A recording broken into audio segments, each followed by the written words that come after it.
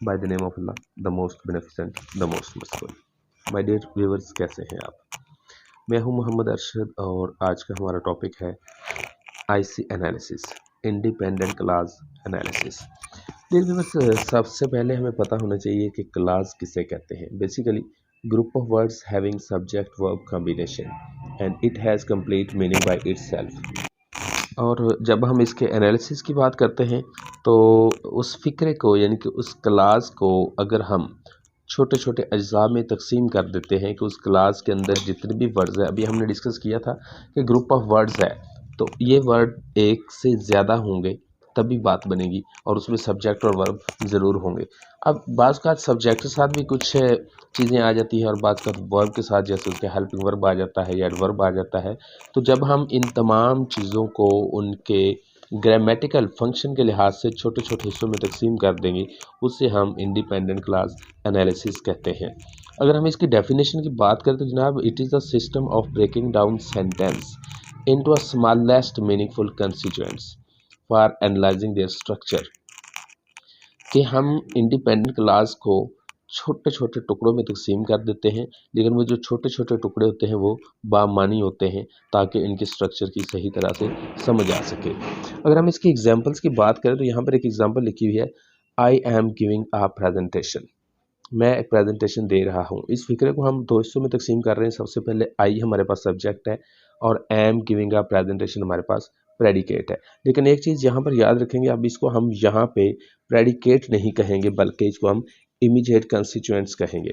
आई हमारे पास सब्जेक्ट है नो डाउट, और एम गिविंग अ प्रेजेंटेशन हमारे पास यहाँ पर इमीडिएट कंस्टिट्यूएंट्स है।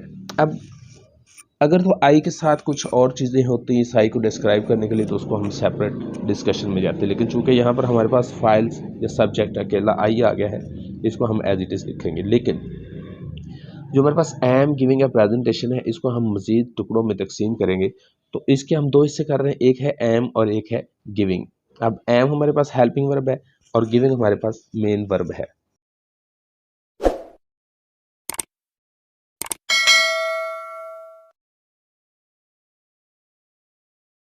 कम तो जनाब, अगर हम बात करें इसके फीचर्स की तो इसमें जो आइडिया हमें दिया जा रहा है यानी कि जो सेंटेंस दिया जा रहा है पहले नंबर पर, उसमें सीक्वेंस होना चाहिए। और अगर वो सीक्वेंस है तो फिर इस ऐसे सेंटेंस को कंस्ट्रक्ट करना आसान हो जाता है। जैसे हमारे पास एग्जांपल थी, I am giving a presentation. अब ये जो सारे का सारा फिक्र हमारे पास, इसको हम इमीडिएट कंस्टिट्यूएंट्स कहेंगे। और I am giving a presentation, इसको हम अल्टीमेट कंस्टिट्यूएंट्स भी कहेंगे। लेकिन इसका जो ऑर्डर ऑफ एलिमेंट्स है ये अनचेंज रहेगा, यानी कि अगर इसको हम चेंज करेंगे तो डेफिनेटली इसके मतलब में फ़र्क भी आएगा और हो सकता है कि जिसका मफहूम है वो क्लियर ना रहे। तो ये इसकी बुनियादी शर्त है। फिर एक जो इंडिपेंडेंट क्लास है इसको हम लेबल करेंगे तो इसके लेबलिंग के दो तरीके हैं, पहला है फॉर्मल लेबलिंग और दूसरा है फंक्शनल लेबलिंग। अगर हम बात करें फॉर्मल लेबलिंग की तो इसमें जो ग्रामेटिकल कैटेगरी है इसको उसकी शेप में ही हमें करना पड़ेगा। मिसाल के तौर पे हमारे पास एक एग्जांपल आ रही है यहाँ पे, बार्किंग डॉग्स सेल्डम बाइट। अब देखें जनाब, यहाँ पे सबसे पहले हमें ढूंढना होगा कि इसमें सब्जेक्ट क्या है, वर्ब क्या है। तो देखें, बार्किंग डॉग्स सेल्डम बाइट, इसमें डॉग्स हमारे पास सब्जेक्ट है और बाइट हमारे पास वर्ब है। और जो बार्किंग का लफ्ज़ है चूंकि डॉग्स के लिए है, डॉग के साथ यूज़ किया जाए, इस वजह से इसे हम नाउन फ्रेज कहेंगे। बेसिकली जो हमारे पास बार्किंग है वो एडजेक्टिव है और डॉग्स हमारे पास नाउन है, और ये दोनों मिलकर नाउन फ्रेज बना रहे हैं। और जब हम इसके मजीद डिवीजन पे जाते हैं तो बार्किंग हमारे पास एडजेक्टिव बन जाएगा और डॉग्स हमारे पास नाउन बन जाएगा। लेकिन इसी के दूसरे हिस्से की बात करें, सेल्डम बाइट, इसे हम वर्ब फ्रेज कहेंगे। अब वर्ब फ्रेज क्यों कहेंगे? क्योंकि बाइट हमारे पास काटना वर्ब है और सेल्डम बाइट की तरफ इशारा कर रहा है, बाइट के लिए ये लफ्ज़ यूज़ किया जा रहा है, इस वजह से ये एडवर्ब है क्योंकि ये वर्ब को मॉडिफाई कर रहा है। तो जो फॉर्मल लेबलिंग होती है इसमें हमने फिक्रे के दो हिस्सों में तकसीम कर दे, जैसे बार्किंग और सेल्डम बाइट, इसमें एक हमारे पास नाउन फ्रेज और दूसरा हमारे पास वर्ब फ्रेज है।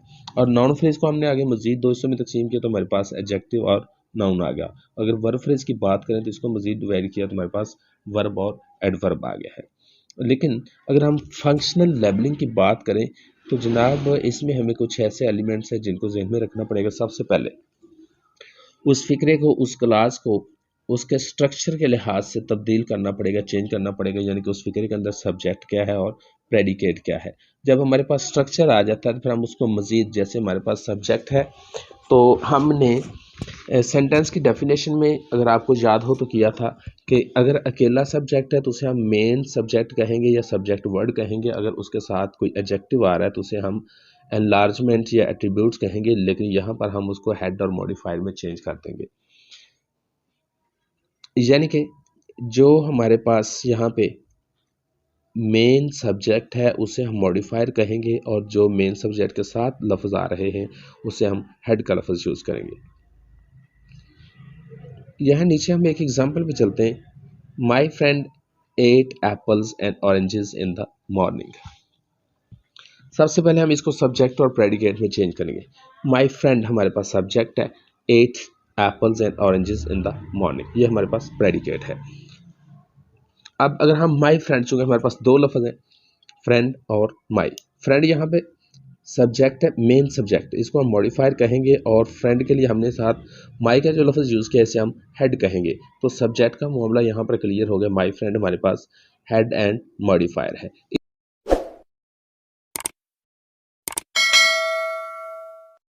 आ गए, लेकिन जो बाकी फिक्रा है ate apples and oranges in the morning ये हमारे पास प्रेडिकेट है। अब इस प्रेडिकेट को हम जब मज़ीद छोटे छोटे अज्जा में तकसीम करेंगे तो यही इसकी असल खूबी है।